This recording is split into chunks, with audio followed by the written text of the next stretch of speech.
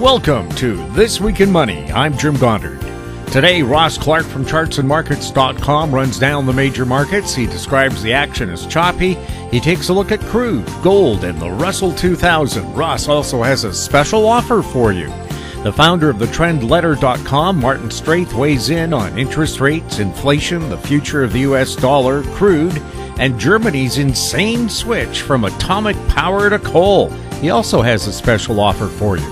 Publisher of WolfStreet.com, Wolf Richter examines the possibility of recession, vacant office towers and their impact on the economy, pressure on the U.S. banking system, and the vehicle market. Plus, at the end of the show, we'll have a company showcase update from RecycLiCo CEO Zarko Meseldzija. We'll talk to Ross Clark right after this. RecycLiCo, making lithium-ion last forever. RecycLiCo's patented recycling process achieves up to 100% recovery of battery metals from lithium-ion batteries for electric vehicles, including cobalt, lithium, nickel, manganese, and aluminum.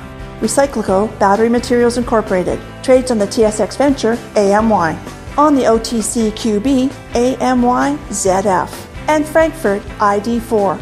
For more information, visit RecycLiCo.com or phone us at 778-574-4444. RecycLiCo, making lithium-ion last forever. Welcome to This Week in Money, the source for market opinions. Here is Jim Goddard. My guest is Ross Clark from chartsandmarkets.com, where you'll find insightful market commentary and timely technical analysis. You can find him on Twitter at ChartsByRoss. Welcome back to the show, Ross. Always a pleasure, Jim. Ross, do we have a special offer for our listeners? Yeah, for the next 2 weeks, we're offering 25% off for new subscribers taking out an annual subscription.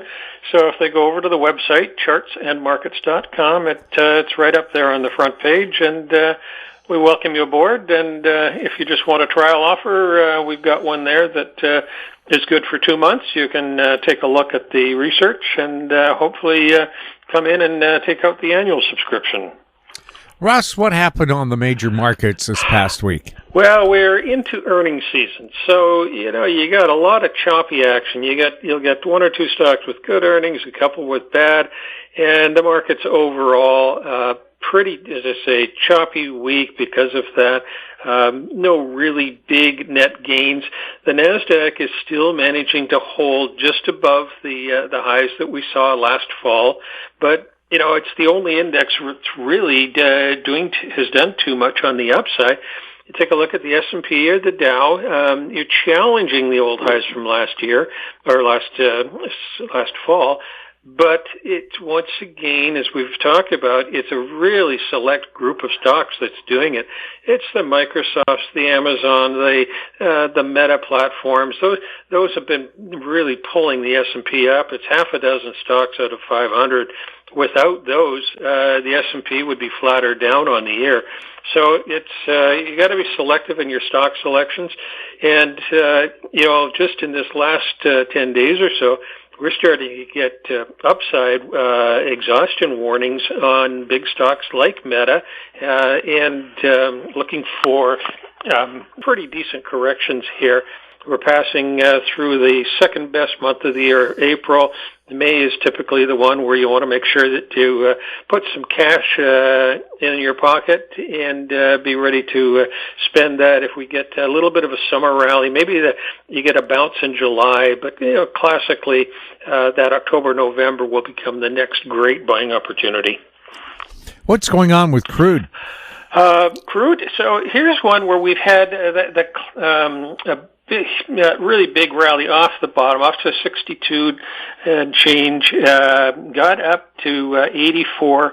So when you've been as oversold as the oil market was, remembering that this was just $120 last April, May, and it had spiked to 130 during March of last year.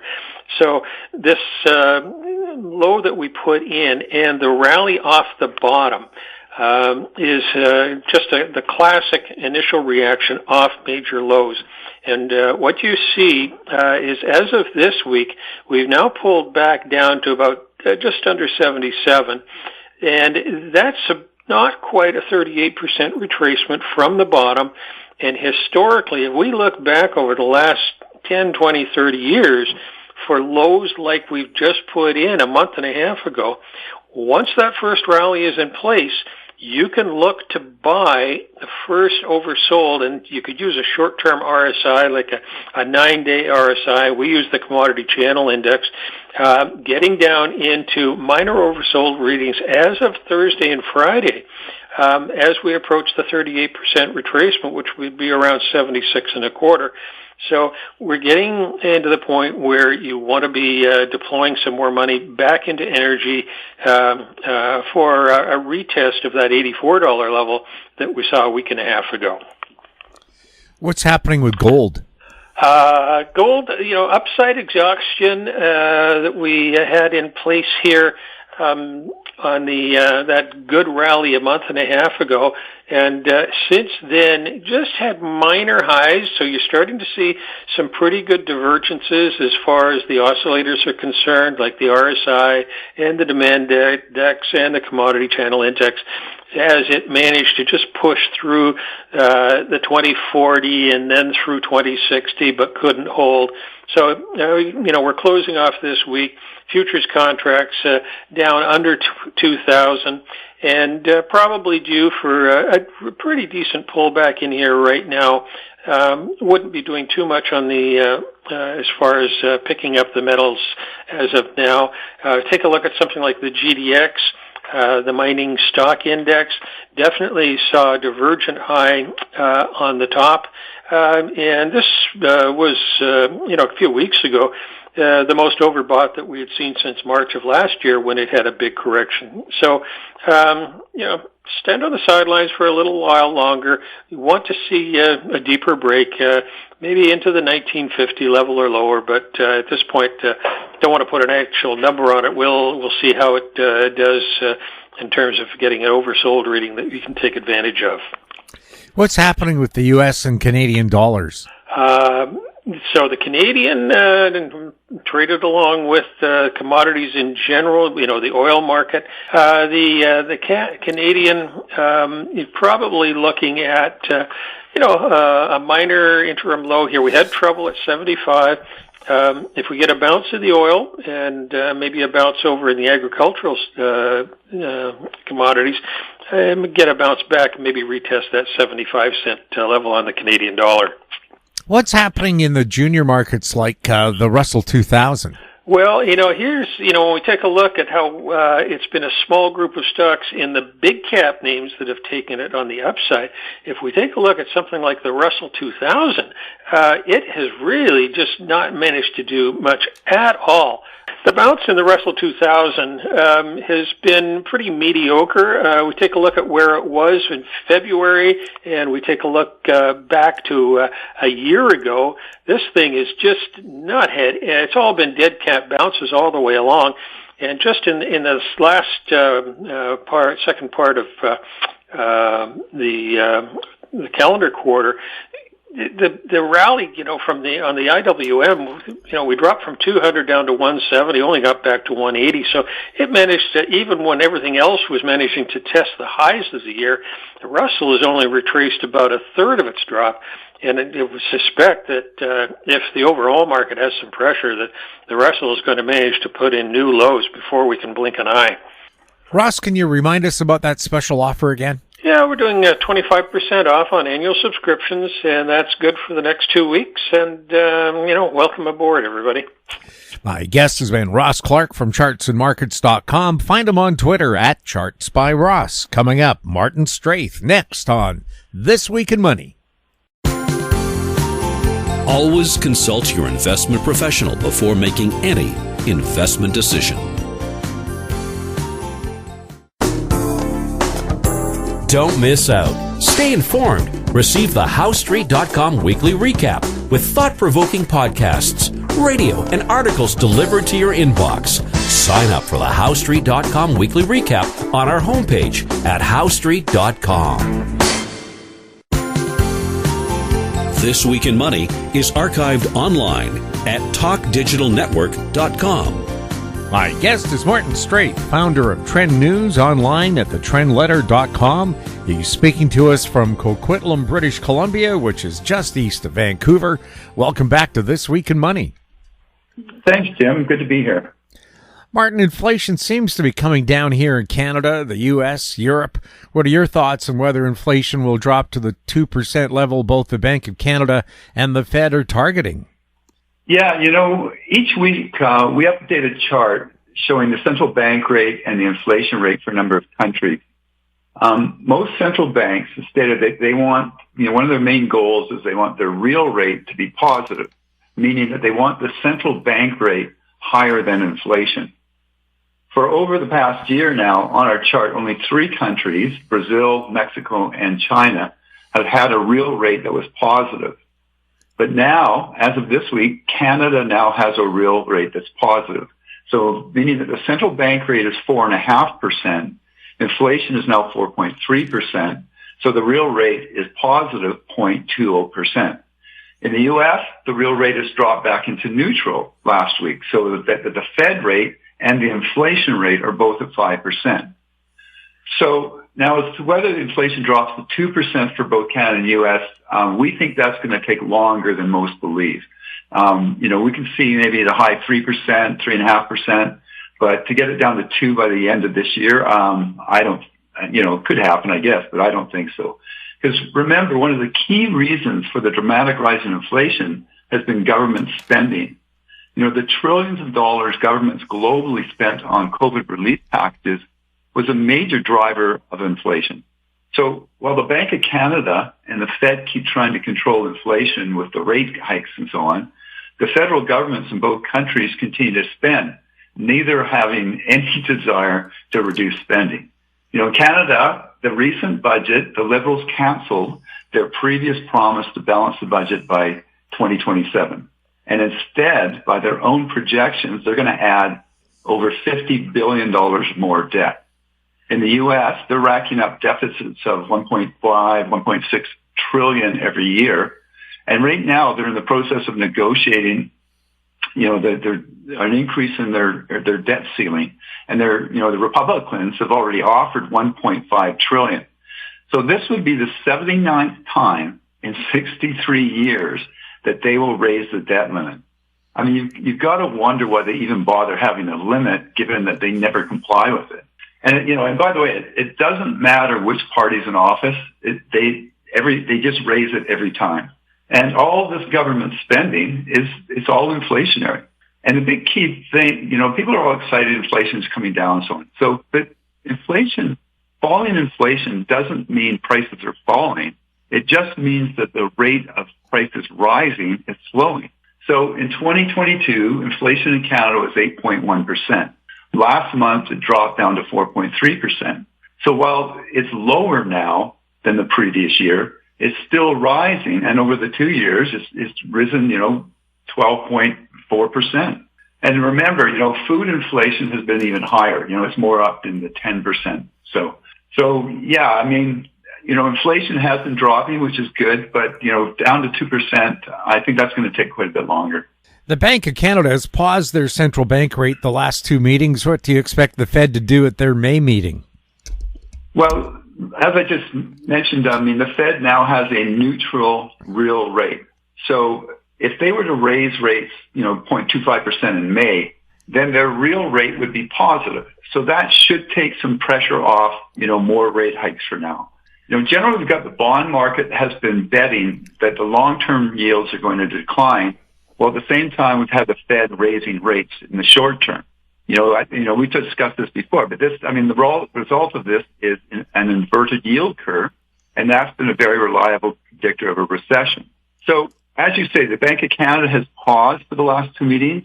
So I would expect the Fed will probably raise, 0.25% at their May meeting, and then they would pause.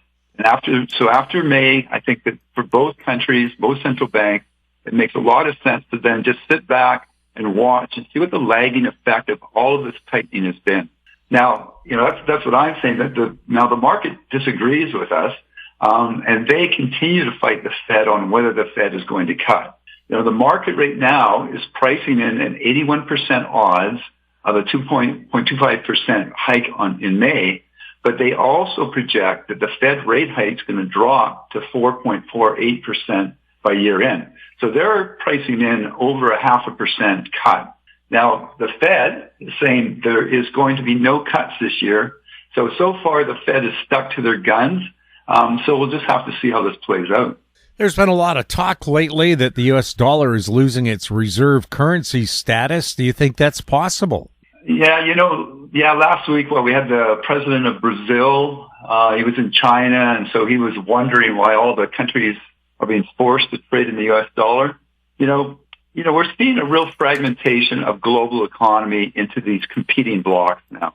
When the West pushed Russia out of the SWIFT banking system, it really signaled to countries that were not good buddies with the U.S. and the West that the SWIFT system is now being politicized. So now we've got Russia, China, the other BRIC countries, we've got Saudi Arabia, Iran, and other countries taking on alternative systems and trading in things like the Chinese renminbi.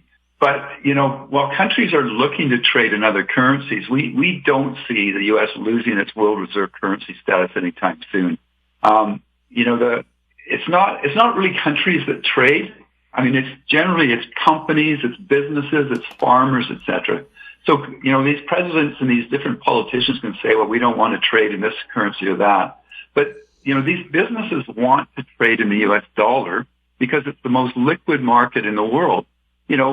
Does a Brazilian soybean farmer who exports to China want to get paid in the Chinese renminbi? I mean, what would he do with it? He buys nothing from the Chinese merchant. So who does he trade these renminbis with? So he can't go and use them to go buy food at the grocery store, or he can't go to the local gas station to buy gas. No, he wants U.S. dollars because everybody accepts them. And it's recognized as the most liquid currency market in the world. It's also backed by the world's largest financial market. So, governments will make deals. I mean, they buy each other's bonds, et cetera, and they, governments will, buy things like weapons and so on. But in the big picture, it's primarily businesses who trade, not governments. So for the foreseeable future, most are going to continue to want to trade in the U.S. dollar and not in Chinese or Russian currencies. Now, China does own almost $900 billion of the U.S. bonds, and they have been selling those, and that does put pressure on the U.S. dollar. But for the U.S. dollar to lose reserve currency status, yes, it will happen at some point, but not anytime soon. Are Canada and the U.S. heading for a recession? Well, if you listen to the talking heads on TV, you would think no. But we look at a couple of historically accurate leading economic indicators, and they are saying we are heading for a recession. I think I mentioned last time I was on, back since 1955, there's only been one time where the yield curve has been inverted without there being a recession. And today, the yield curve is inverted more than it's been in 40 years. Also, there's been 0 times when the inflation ran over 5% with an inverted yield curve that did not result in a recession. So again, until this week, inflation was been over 5% for months and months, and the yield curve is more inverted than it's been in 40 years. So there's one. The yield curve is definitely screaming a recession. And then in addition, this week we've got the Conference Board's leading economic index. It fell to its lowest level since November of 2020, and in their forecast, they state that the economic weakness is going to intensify and spread more widely throughout the U.S. economy over the coming months. And they're saying it's going to lead to a recession by mid-2023. Well, I mean, we're in late April here, so, mid-2023 is not very far away. And the big key here is, over 40 plus years, every time that indicator drops below 0 and stays there for 2 or more months, a recession has followed 100% of the time. Well, that index has been below 0 now for over 6 months. So I don't know, maybe this time's different, but we doubt it, and we would expect to be in a recession by the fall. What do you see ahead for the stock markets? Well, I mean, the S&P 500's been bullish since October. It's up, 15, 16%. But, the average stock is only up about 2%. And that's because, the 8 big tech stocks have accounted for most of the rise in the S&P 500. So those other 492 stocks are barely breaking even. So it's a very distorted bullish rally here. The S&P right now, I just looked at, it's got resistance near 41.75. Today it was trading about 41.30 here on Friday. So we're looking at, about 45 points below that next resistance level. Now, 4,300 was the August high. And if we were to hit that, we would expect that would be the high near term. Because we see some headwinds. So, we're looking at, a slowing global economy, likely a global recession. We've got geopolitical tensions. We've got Ukraine, Russia, we got China and Taiwan. We got China and Russia versus the West. We've got the Middle East. We've got North Korea. If we get an escalation of any of those, it's not going to be good for the stock market. So investors really need to be careful there. Jim, last time I was on, about a month ago, I mentioned that our models had forecast a turning point around mid-April. Well, that's where we are now. So we expect we're going to see some directional change here very soon. So the key now is, what could that mean? Well, one thing could be that if the S&P breaks above that 41.75 I mentioned, then it could blast higher. But if it declines here and falls below 39.40, then watch out, because I think we could see a steep decline. So we have a chart that we keep showing our subscribers, and it highlights that when the Fed is in a rate hike cycle, like they are right now, the bottom of the market aligns when the Fed stops cutting rates, not when it stops raising them. And this is a very key point. So right now, everybody's all excited because they think maybe one more rate hike and then the Fed's going to pause. And typically, when the Fed pauses, the markets we see an uptick in the market because everybody's all excited because the Fed's going to pause and they're probably going to cut. But the key is, and what the chart shows so clearly, is that when the Fed starts cutting, that is when the big losses start to happen. And if you think about it, it kind of makes a lot of sense. The reason the Fed starts cutting is because the economy is in trouble and most likely headed for a recession. So investors dump the stocks because the stocks do not do well in a recession. So markets typically fall as the rates cut, and not until the Fed stops cutting rates do we see the stocks start to rise again. Jim, I'll post this chart in our market minutes or our market notes blog later today so that your listeners can have a look at it. They need to be careful, have a good look at that chart. Gold and silver have done well. What do you see ahead for the precious metals? Yeah, interesting that there seems to be $20 million worth of gold missing from the Toronto airport. But you're right. Gold and silver have had a terrific run here. Gold reaching 2063 on April 13th. Now, silver has done even better, which is typical in a bullish trend for precious metals.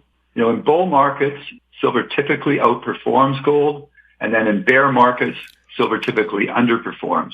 So one thing that we have been watching is that the mining stocks have been lagging the metals. So that is something that we really want to keep an eye on. Now, in last week's report to subscribers, we noted that gold was overbought. Now, this week, gold has dropped to that 2,000 level, which has been a nice little bit of support here. But here today on Friday, that support level just failed, and gold is now down about $30 last I looked at about 1990. So, but that's okay, because we see that as a healthy pullback. We'd like to actually see a bigger pullback after such a big run. So we're looking at 1950 as near-term support level for gold. And, we think gold and silver are going to continue to outperform the S&P 500 for the next couple of years. One of the big drivers for gold, I keep saying this, but it's going to be the loss of confidence investors have in government. The recent banking crisis, that certainly fed into that narrative, and it really fueled gold and silver's run over the last 6 weeks. People are really starting to question the competency of these politicians and bureaucrats and their ability to manage the economy. And I think that once that confidence is broken, we can expect to see gold rise along with the U.S. dollar as safe haven plays. And if we get a real nice correction here, it's going to be another really good buying opportunity.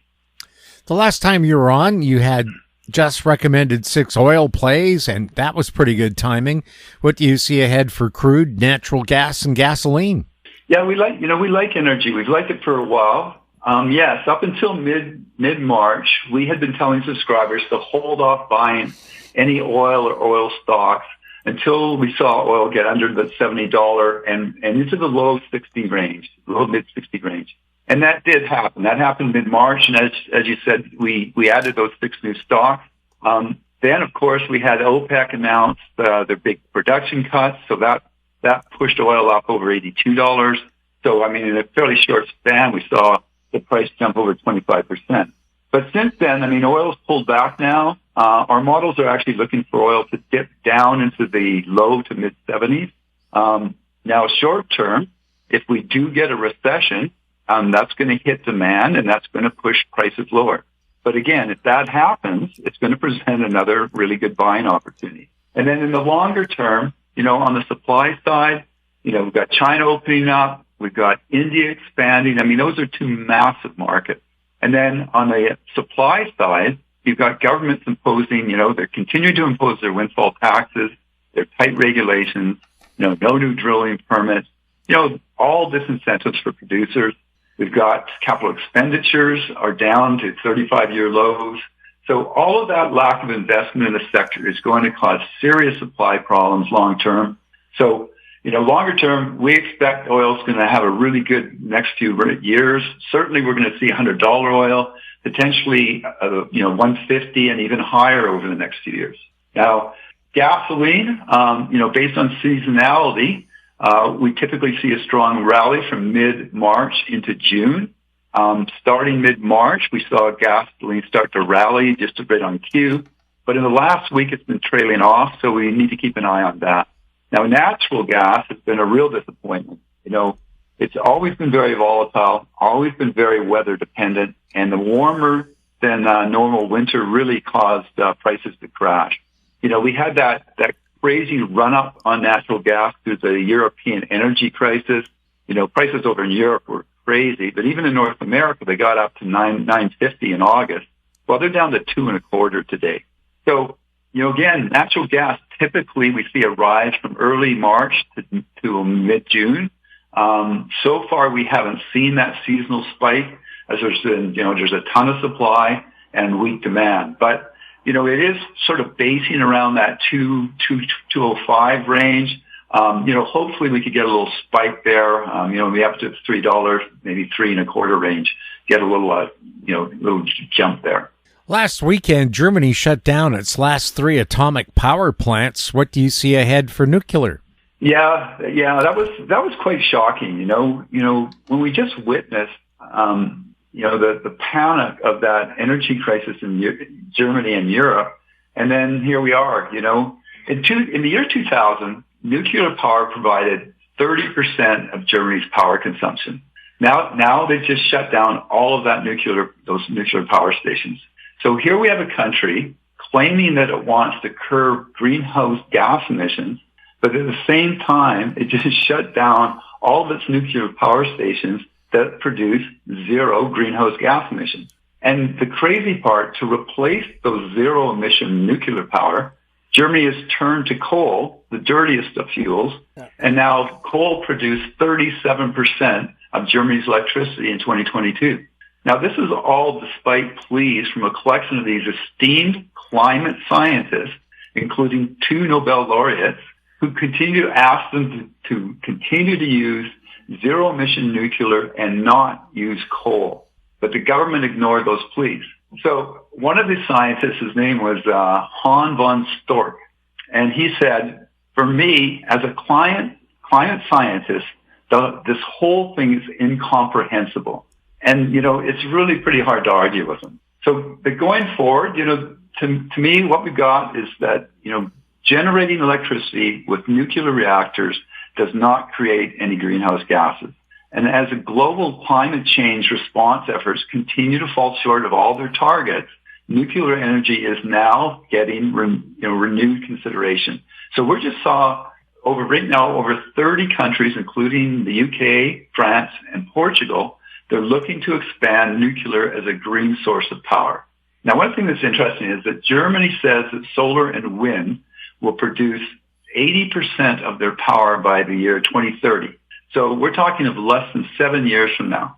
The IEA, they project that the clean energy sector's demand for things like copper, cobalt, graphite, lithium, other rare earths and so on, is going to increase from 10 to 40 times. So that's a lot of mining required in regions that have not been, supportive granting new permits. So the question is, where's all these materials going to come from? And the other big question that I never hear getting answered is, when the sun isn't shining and the wind isn't blowing, where is the power going to come from? Now, one of the things that was very interesting, I just saw a Gallup poll this week, and it was titled "Americans Slow to Adapt to Electric Vehicles." And in it, what they did is they asked the respondents to classify in 4 different categories where they would fit. So relating to EV vehicles, the first category was that you currently own one. Then it was seriously considering buying one. Then it was might consider in the future, and then would not buy. So of the proponents or the respondents, currently own was 4%. Seriously considering owning was 12%. So the 16% were between currently own and seriously considering. Might consider in the future was 43%, and definitely would not buy was 41%. So I think they've got a lot of selling to do on this whole EV thing, because it doesn't look like the masses are jumping to it. Martin, where can people find out more about the trend letter? Well, I can, as I mentioned, Jim, I'll post some of these charts that I've referenced here in the site. So your listeners can go to the trend letter, so all one word, thetrendletter.com. Just hit on the blog tab and then go to the trend letter blog. So at the bottom of that page, I will post some links for some special offers, so your listeners can get deals from 40 up to 65%, depending whether they go for a single service or a combination. Also, we do have our free daily headline service. This is where we review what's happening in the markets every morning, and we send out the headlines that we think investors really need to be aware of. And, if they sign up for that, they don't need to worry about getting spam sent to them. We don't believe in spam. We don't do it. So you're not going to get constantly receiving spam that you get from so many other services trying to sell you on everything. If they have any questions, just simply send it to us at info@thetrendletter.com. Martin, thank you so much for being on This Week in Money. My pleasure, Jim. Take care. My guest has been Martin Strath, founder of Trend News, online at thetrendletter.com. He was speaking to us from Coquitlam, British Columbia. Coming up, Wolf Richter, next on This Week in Money. RecycLiCo, making lithium-ion last forever. RecycLiCo's patented recycling process achieves up to 100% recovery of battery metals from lithium-ion batteries for electric vehicles, including cobalt, lithium, nickel, manganese, and aluminum. RecycLiCo Battery Materials Incorporated trades on the TSX Venture AMY, on the OTCQB AMYZF, and Frankfurt ID4. For more information, visit RecycLiCo.com or phone us at 778-574-4444. RecycLiCo, making lithium-ion last forever. This Week in Money is archived online at talkdigitalnetwork.com. Welcome back. My guest is Wolf Richter, publisher of wolfstreet.com. He's speaking to us from San Francisco. Wolf, welcome back to This Week in Money. Thanks for having me back, Jim. Wolf, can you tell people just a little bit about Wolf Street, what you guys do? Wolfstreet.com, it's finance, business, and money. That's all we talk about here. It is free. There's no paywall. You don't have to sign up for anything. Wolfstreet.com. Just join us. Have a vibrant, well-behaved comment section too. So take a look. Wolf, will the U.S. have a recession this year? Well, it looks like it. the most predicted recession ever, and it has even shown up in the Federal Reserve's minutes of its last meeting. The Federal Reserve, I don't think, has ever predicted a recession, and now just about every economist predicts it. The various measures that predict recessions have predicted it for over a year, like the inverted yield curve has been predicting it for over a year. And yet, there's all kinds of stuff wobbling, and we had a few banks blow up, and there's this, that, and the other, and yet the consumer is just still hanging in there. They're fully employed, the wages have gone up, they're working, unemployment is very low, they're spending money. They're not spending money on goods anymore. That was the pandemic thing. Now they're spending money on services, on travels, on all kinds of other discretionary service, and things they really need, and healthcare and those kinds of things. And so we've got this situation where the consumer is really strong and buying stuff, spending money, and surprising everybody along the way. There was a slowdown late last year in consumer spending, but this year it's picked up so far. And so now there's this question: what if we don't have a recession? Wall Street has been begging for a recession. The idea is that the Fed will cut interest rates if we have a recession, and hopefully we'll start quantitative easing again, meaning printing money. And that's kind of the hope that Wall Street really wants. Wall Street really hates those high interest rates, and so they're all praying for a recession, ironically. And so if we don't get a recession, the Fed may not cut it. There are no interest rate cuts on the table anyway. The Fed has denied that, and so that Wall Street's hoping for a big fat recession, so to knock the Fed off its perch there. And but if we don't get one, if the economy continues to muddle through with the consumer continuing to spend, and the rest of the economy holding up reasonably well, the Fed's not going to do anything. He might hike interest rates further. We've got another rate hike coming up here in early May, and then there's a possible one in June. And so if inflation is hanging in there, which it has been, so the underlying inflation in services and core inflation in the United States have reached very high levels and have moved sideways. They really haven't come down.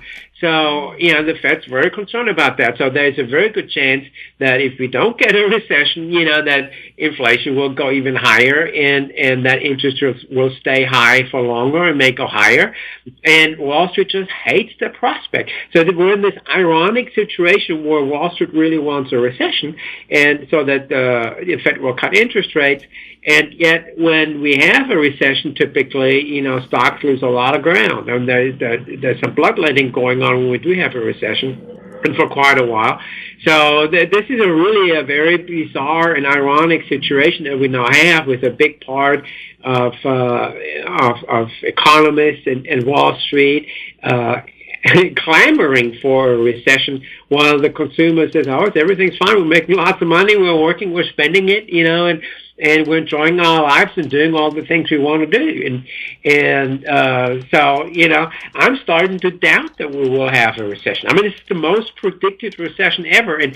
And when you predict something with this certainty, it tends to not arrive. So, this is going to be very interesting to watch. And if we don't get a recession, I think Wall Street is in a world of hurt. There's a lot of talk about central banks raising their inflation targets. What would happen to the markets if the Fed raised its inflation target from 2% to, say, something like 4 or 5%? The idea is that to get to 2%, the Fed would have to really crack down on inflation, so raise interest rates much higher and keep them there for much longer, and cause a real recession that would bring the inflation rate down to 2%. Because there's just no historical incident where inflation goes to 8-9%, and then within a year and a half, it's back to 2% without some major dramatic intervention by the central bank. And so there's a very good chance that this inflation is not going to 2% at the current monetary policy, and so a lot of people are worried that to get it to 2%, the Fed will have to follow policies that are very harsh on the economy, and to avoid that, they said that the Fed should raise or will raise its inflation target to 4 or 5%, and then it wouldn't have to crack down. But this is also ironic because as soon as it becomes official that the Fed will let that's targeting an inflation rate of 4% or 5%, the illusion goes away that inflation will go to 2%. Right now, long-term interest rates are pegged on the notion that by later this year or early next year, sometime next year, inflation rate's going to be below 3%, and it's going to hit 2% next year, and so the 10-year yield is based on that. The 10-year Treasury yield is based on the idea that very shortly we will have 2% inflation. And so the 10-year yield is at 3.5% based on this idea that it'll be a little bit above the 2% inflation target and inflation rate that we'll have in a few years. So if the Fed comes out and says, okay, forget 2%, forget all that was so yesterday. Now we've got 4% inflation in our future, that's our target, 4 or 5%. We're happy with that. We're not going to aggressively pursue that.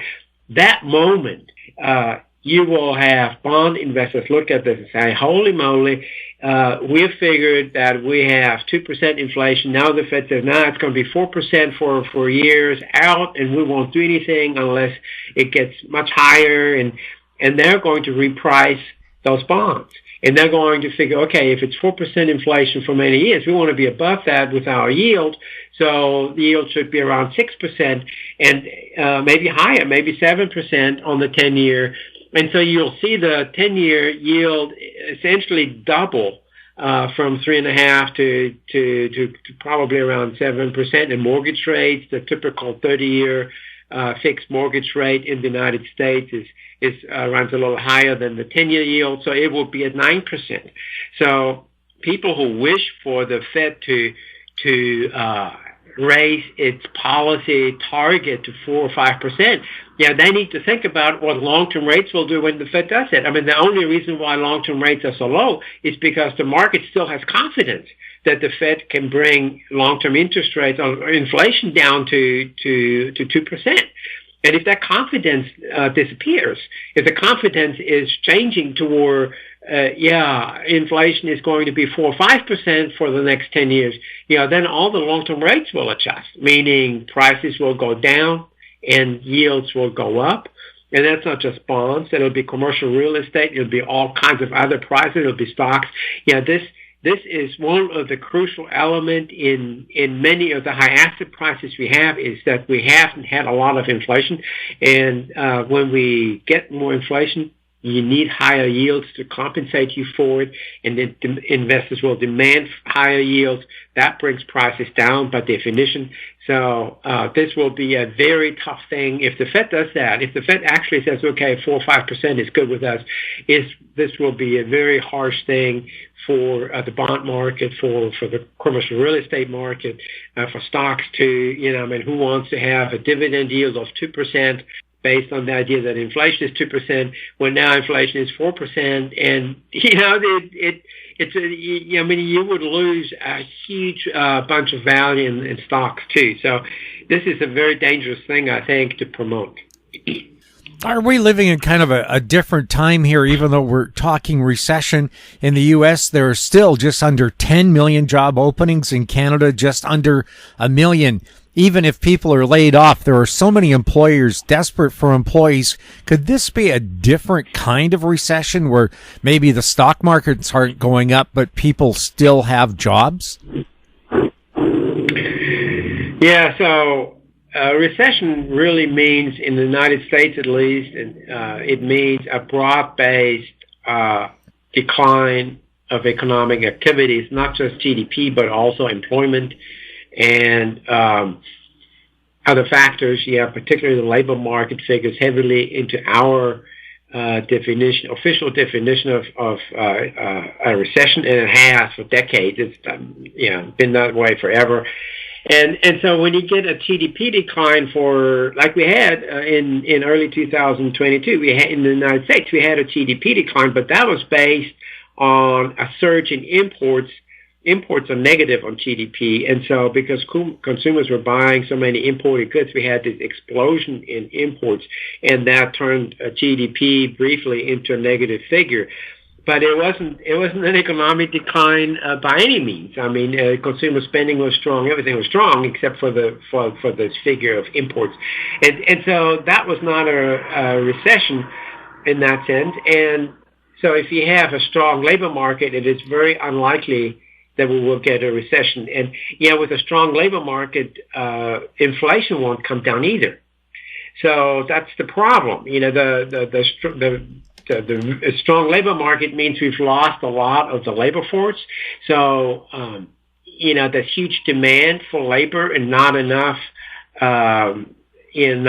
labor to fill those jobs, and in a way that's good for labor, because now they can arbitrage that. Workers can arbitrage that, and they get better jobs, and they can change industries, and they can move from low wage industries to higher industries. So that's been very good for workers. So that has been one of the best things for workers in decades. So that's a good thing, but it does fuel inflation further, and so I don't know that you can call this a recession if we continue to have a tight labor market. That's just going, for the U.S. definition of a recession, that's just not going to probably happen. The labor market is now cooling a little bit. Just a tiny little bit. It's back where it was in some measures during the strong period before the pandemic.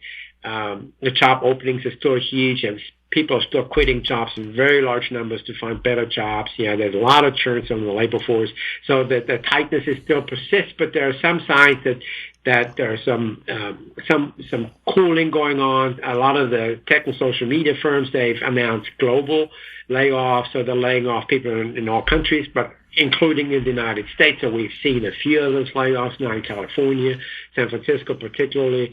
So there's a little bit of cooling going on, and so this could very well be a mild recession, for example, with a relatively strong labor market that's cooling somewhat. If we get a recession, we might not get a recession and just have a labor market that goes back to normal. That might be another option, and of course, you always have the black swan event that could show up and could turn this into a big mess. And I don't see that, but there's always a possibility that this could happen, and suddenly everything blows up, and you have this huge, gigantic recession. But I just don't see that. With a significant amount of the workforce continuing to work from home, what could this mean for office towers, and to what extent are U.S. banks exposed to commercial real estate debt? Yeah, that's a structural problem.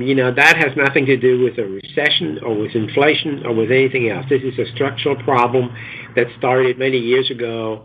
What big companies did is they expected to grow, and this sped up during the pandemic, and they figured we have this exponential growth, and so they were leasing and building office space like maniacs. That's for years, and companies like Google and Facebook and all these companies were out there, and they would lease a whole office tower because they thought a few years from now they would need it, and that tower was essentially empty, and they would lease entire floors, waiting to grow into it.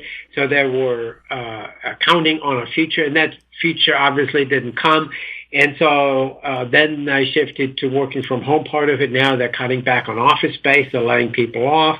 And so San Francisco, for example, went from the tightest office market in the country with vacancy rates of the mid-single digits, 7-8%, in the office market, to the worst office market in the country with about 1/3 of all office space now being vacant and on the market for lease. And, there is no demand there at all. Companies are still moving out. They switch to working from home. When the leases expire, they don't renew them. So you have that in commercial leases. These are 10-year leases a lot of times. So company generally doesn't just walk out on the lease. They will sublease or try to find somebody to move into their space, so they sublease it. And they don't really care what they get for a sublease. They just want to have somebody in it, so that puts downward pressure on rents. And there's really no solution to that other than converting some of the office towers into residential. Those that can be converted, there are not many. There's only a few. The office towers that were built in the 1980s, they're very difficult or impossible to convert. They essentially will have to be torn down. And that's what we're seeing. I mean, we're seeing office towers sold at foreclosure that leaves $0 for the lenders. For example, the one AT&T Center in St. Louis, a huge office tower in St. Louis, Missouri. It finally sold at foreclosure for next to nothing, and after fees and expenses, the debt holders got nothing. And there, some developer bought it, and they're going to have to redevelop it. It's a huge problem in San Francisco. Downtown is still like a ghost town. Many of these towers will just have to be torn down and then converted in the new tower built for residential purposes.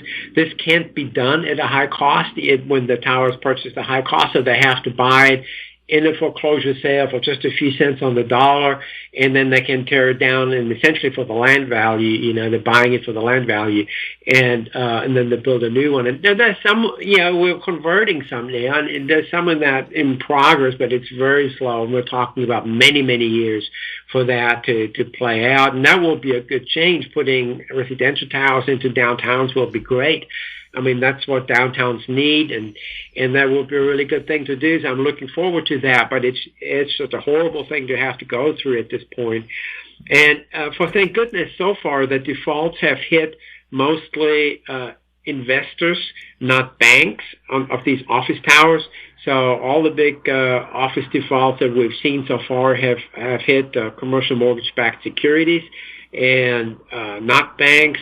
And which gives me the feeling, that the banks kept the better loans and the worst loans were securitized and sold off to investors in slices like that.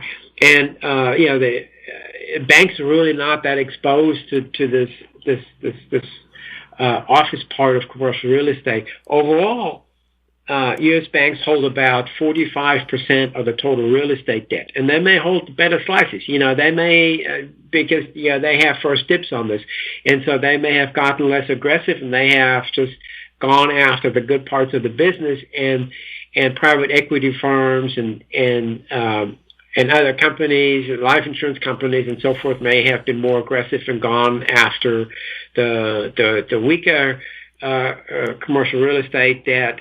And, banks securitize a lot of that debt, so they package it into, structured securities, and they sell those to investors, so they shuffled off a lot of those risks. So banks don't look like they're going to be on the hook for a lot of this. There are over 4,000 banks in the United States, so what commercial real estate debt they have is spread over 4,000 banks. I just looked at Morgan Stanley report yesterday. They have $8 billion in commercial mortgage-backed in commercial real estate debt on their books. $8 billion of commercial real estate debt.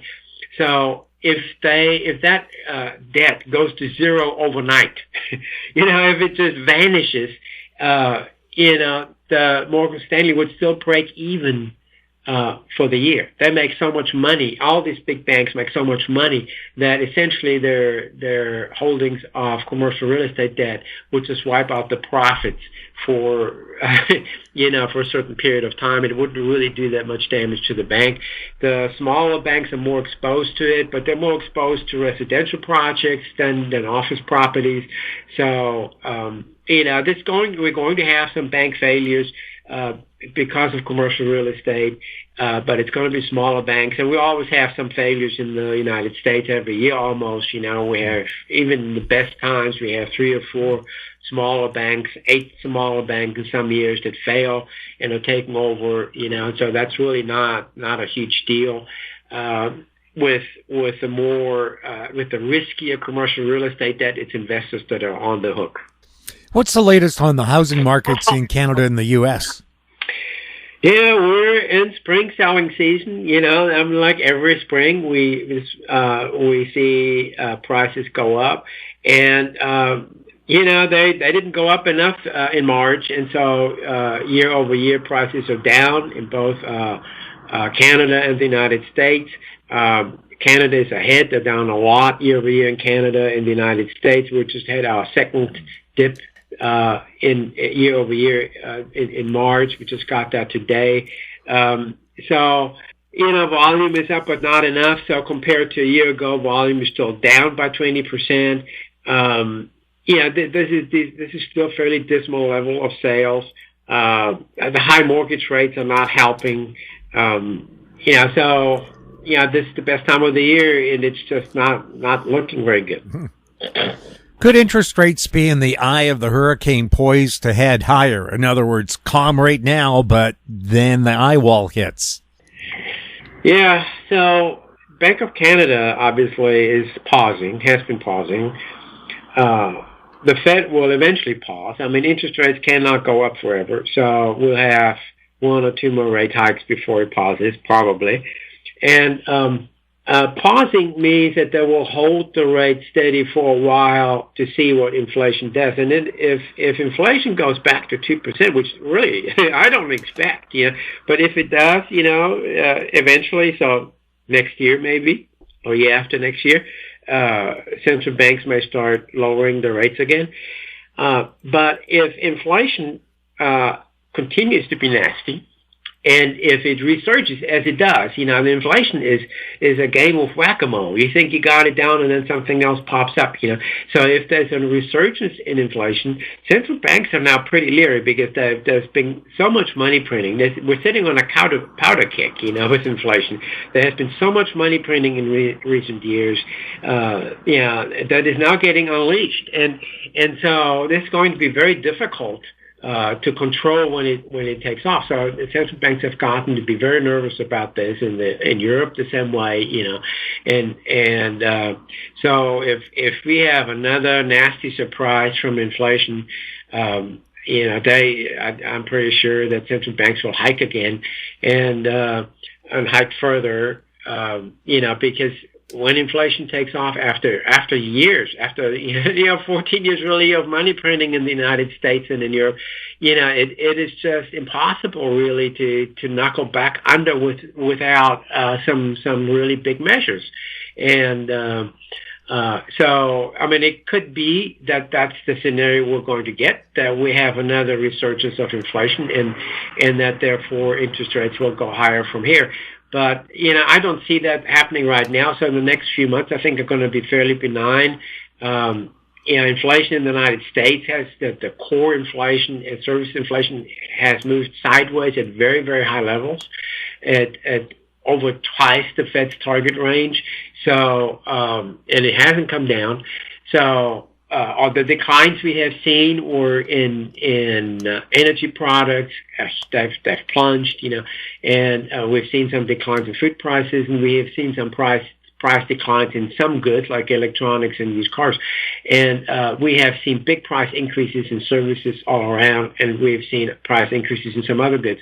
So right now, some important things have declined. Food and energy is very important, but that's not the underlying inflation. So the underlying inflation still tells central banks, this is a powder keg. We need to be very careful, and if we get a major increases in service inflation or in core inflation, I think they will rise further. Are auto loans a canary in the coal mine for mortgage rates? So, the prime auto loans, so the people with good credit history, they're in very good, pristine condition. There's a small sector that we call subprime, and these are people with spotty credit histories, with low credit scores, and especially the low end of that is now seeing some difficulties. We have a whole industry that has grown up that specialized in subprime selling of older used vehicles. So the subprime customers, they buy older used vehicles. So they're often, 5 years, 10 years, 12 years old, and they pay very high interest rates. And, they're really getting ripped off by this industry and the specialized subprime industry. And then, they make payments for a while and they stop making payments because they know they got ripped off. They got ripped off on price. They're paying, on average, 18, 19% in interest, so they're getting ripped off on the interest. And so they stop making payments. And so that's now happening. But that's happening in it's what I call the slimy underbelly of the auto business, these specialized subprime auto dealers and lenders. And two of those subprime auto dealers and lenders are two chains. Each had about 40 stores in the United States. They have blown up now, and they were owned by private equity firms. And so in the last, just this week we had one blow up, and a couple of months ago we had another one blow up, and they just shut down. And so because customers, they got ripped off. They can't make those payments. They're paying $6,000 more per vehicle than they should, and they're paying 10% more than they should on the interest, and 10 percentage points more than they should. They're just getting ripped off all around, and they just walk away from all of this. And so that's where we have a problem now, that's always very predictable. It's when I was in the car business running a big Ford store, we refused to get into this business because it's just a slimy business here, and it's just terrible. And so it's an unsavory part of the business, and that is not getting hit hard. These subprime auto loans or securitized into bonds, into asset-backed securities and sold to investors. They're facing big losses on those, and so they have stepped back from the market. They're not buying those bonds anymore, and so. I think that's a good thing that this part of the business is blowing up. It's just slimy, and so it needs to go away. I don't think that will impact the overall car business. This is a small part here. The United States has only $250 billion or so in subprime auto loans outstanding. Out of the $1.7 trillion in total auto loans and leases, so it's pretty small. So I'd be in that part. In terms of being a canary in the coal mine for mortgages, I don't see that yet. During the financial crisis here, subprime mortgage lending was a big problem, and that blew up. This time around, the government is backing these loans. The government has started rolling out special programs for subprime-rated customers, and years ago, and so it's the taxpayer that's on the hook, so not the banks. And so if these loans blow up, it's the government, the taxpayer is going to pay for them, and not the banks. And so we won't have that cycle of bank failures due to these subprime mortgages. And so that's one of the big differences. And I really haven't seen the kind of abuses in subprime mortgages that we saw before the financial crisis. I mean, there may be some, but it's not been as bad. And surely there will be some blow-ups. But right now, home prices are still fairly high in the United States. So people who bought a house a year ago or earlier, they can still sell the house and pay off the loan. And so, that will be the first solution to the problem. If you cannot make the payment anymore, you just sell the house. And for most people, they can do so, and many of them can walk away with some extra cash when they do that. So I don't see that as a problem right now. We won't have a problem with mortgages until home prices drop far enough and stay there long enough. And we're not anywhere near that, which is home prices just started dropping last year. So we've got long ways to go for us to get there. Canada is ahead of us. Home prices are down much more in Canada than they're here, but still there's just a very small number of people that bought homes that are now underwater. And most of the people that bought homes 2 years ago are still fine. They still have cash, they still have equity. And so I think there's still, we've got some time before this becomes an issue. Is the manufacturer's suggested retail price of new vehicles likely to remain high, and then as the market softens, are new vehicle prices likely to receive discounts? Yeah, so I've been screaming about new vehicle pricing for years, and manufacturers, what they have done is they have maximized the profit margins, and the profit margins are much bigger in large vehicles and in expensive vehicles. So everybody from Kia on up, they have gone upscale. And so we no longer have the typical entry-level vehicle in the United States. Everything is pretty nice and up from there. And so we've had this situation where, the average American can no longer buy a new vehicle. And they have to buy a used vehicle. And used vehicle prices, of course, have gone up too, so that's getting tough.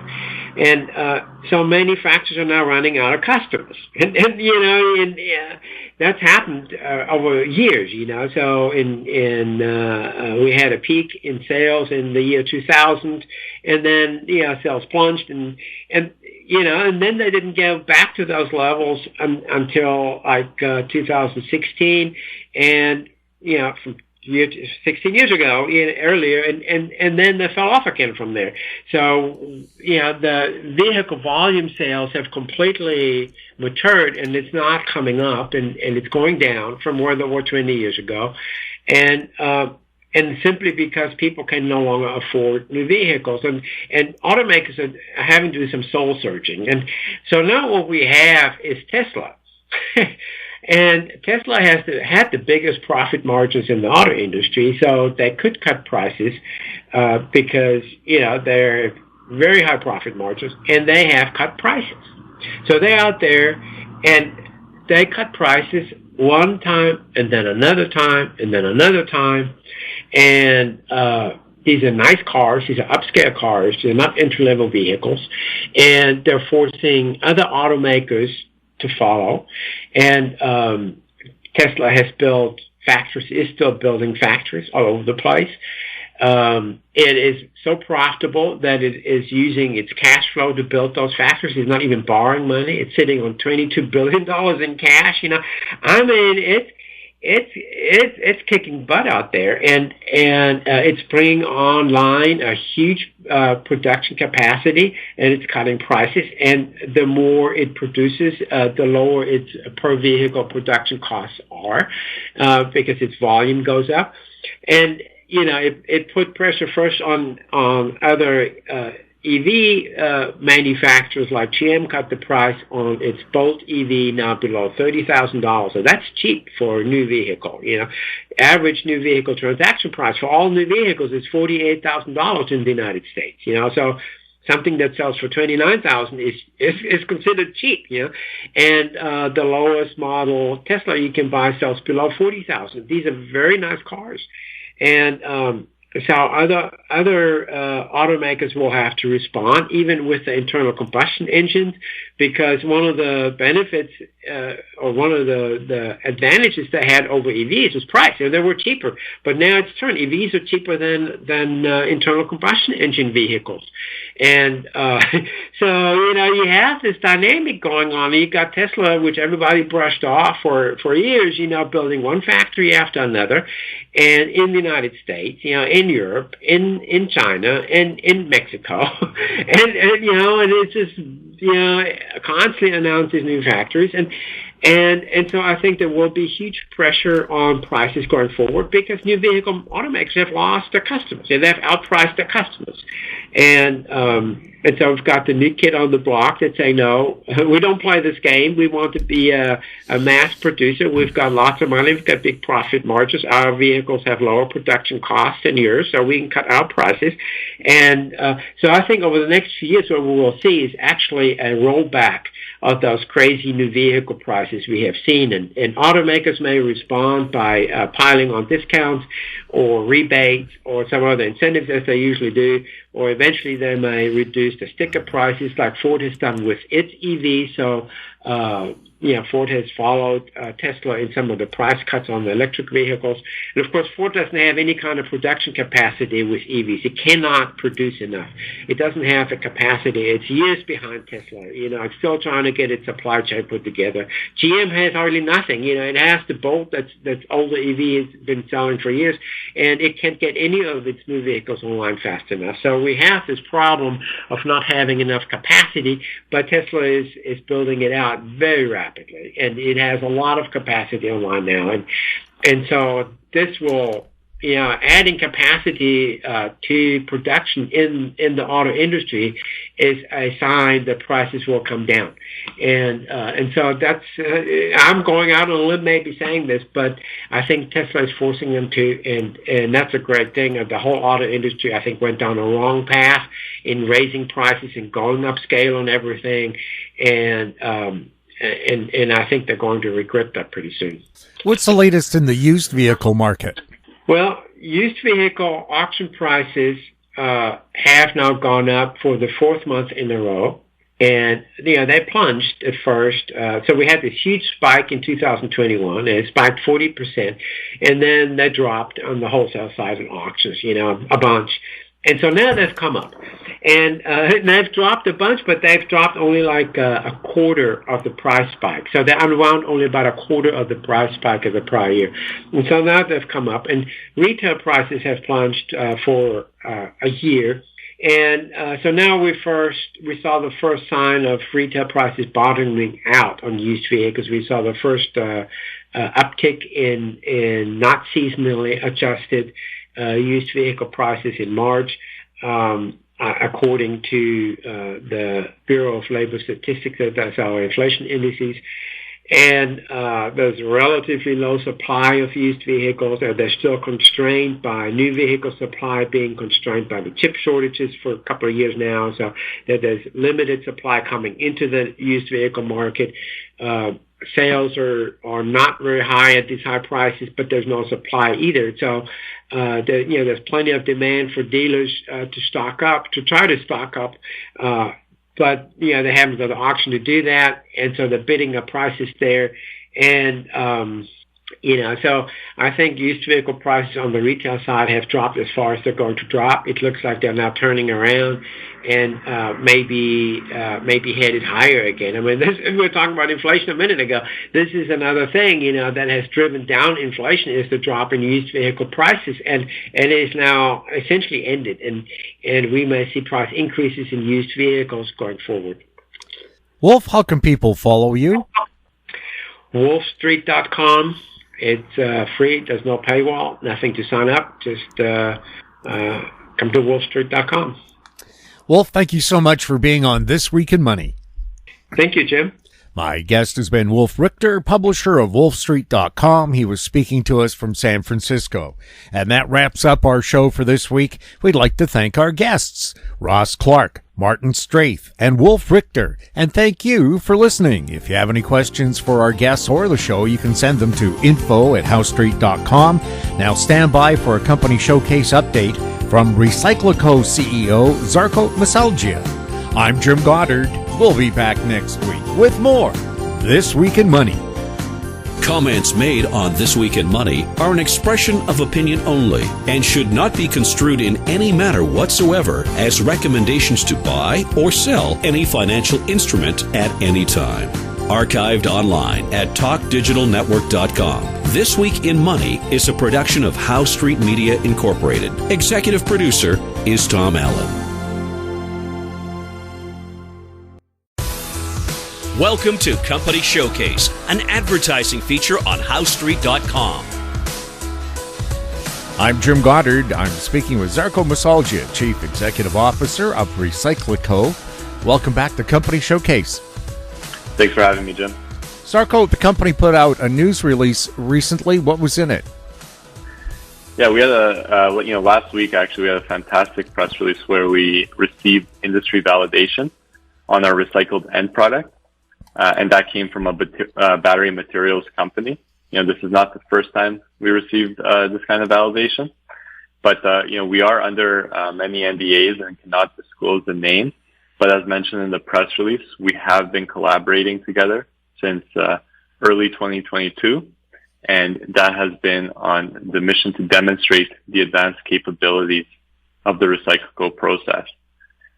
Now, like I said, this is not the first time an industry player has used our material to make lithium-ion battery cells and validate its performance. But, every time it does happen, it speaks volumes on our technical lead and the pipeline of collaboration work that is growing. Now, on the last podcast, I talked a lot about our business model and how critical of a role the technical due diligence aspect plays in the formation of strategic partnerships, and which we are actually actively working on, as this press release and many before it indicate. The steps we take are always focused on moving us closer to multiple joint ventures with strategic partners. And, this is not just looking at, exploring technology, but, it's all for a commercial purpose to grow the technology in the company. Now, that's the update on the press release, but there has been a lot of industry news. I feel like every week or every few weeks there's something major going on. But to highlight a few, I want to include Canada's aggressive move to keep pace with the financial incentives provided by the U.S. Where Canada actually, the Canadian government has agreed to subsidies that could be as high as $13 billion over the next decade. And that was, to even encourage Volkswagen to build its first gigafactory outside of Europe. Now, Canada, as we know, is a resource-rich country, but efforts like these do grow Canada's advanced manufacturing clean technology sector alongside its mining sector. And from the battery recycling perspective, we look to integrate our technology where the batteries will be. So a growing industry here closer to home is always good news for us. And, even we see the aggressive investments continue even on the Korean government side, where they recently announced full support for Korean companies to be more competitive in the high-tech industry. And they're committing, an investment of $15.1 billion. And this includes next generation batteries, mineral processing, and even waste batteries and solutions for around waste batteries.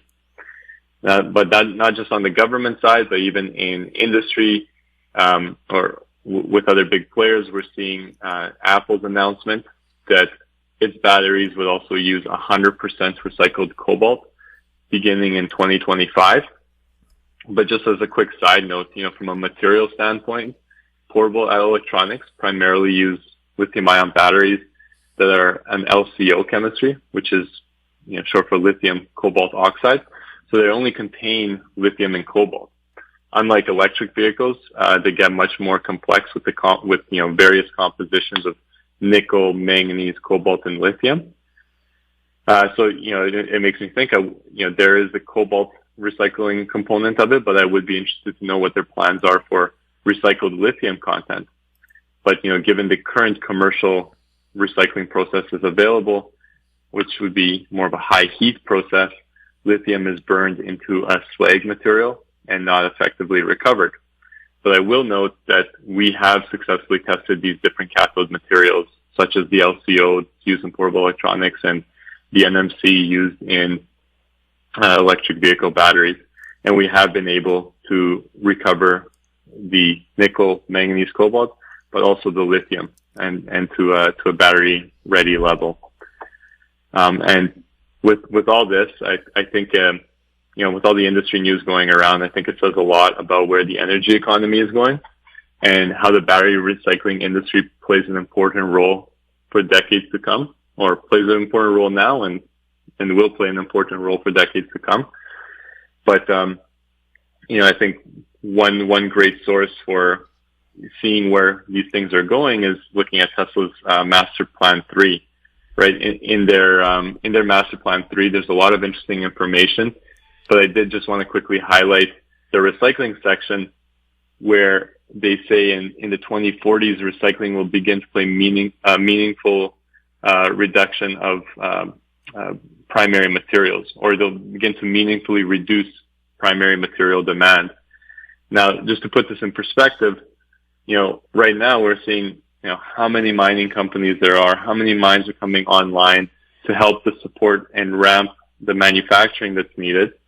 And to think that, in my lifetime, that I'll see these end-of-life volumes of everything being manufactured approach a total demand volume, and the way we'll view our future resource extraction can completely change from this perspective of mined ores to now urban mining and recycled end-of-life materials. So, I'm really optimistic for what's to come, and I think, there's going to be, just like there is many mining companies now, I think there'll be a lot of, recycling in many different industries. And I think having advanced and scaled technology is going to be really important.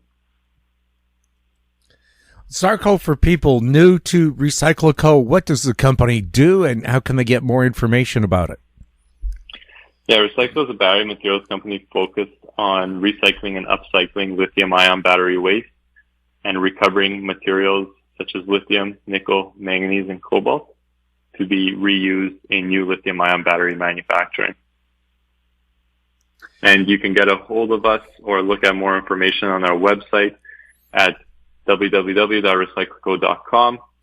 And we are traded we're a publicly traded company, traded on the Toronto Venture Exchange under the ticker symbol AMY, on the OTCQB under AMYZF, and on the Frankfurt Stock Exchange under ID4.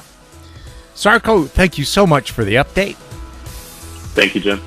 We've been speaking with Zarko Meseldzija, Chief Executive Officer of RecycLiCo. I'm Jim Goddard. Our conversation took place on April 21st. Comments made on Company Showcase are an expression of opinion only and should not be construed in any manner whatsoever as recommendations to buy or sell any financial instrument at any time. Archived online at HowStreet.com. Company Showcase is a production of How Street Media Incorporated.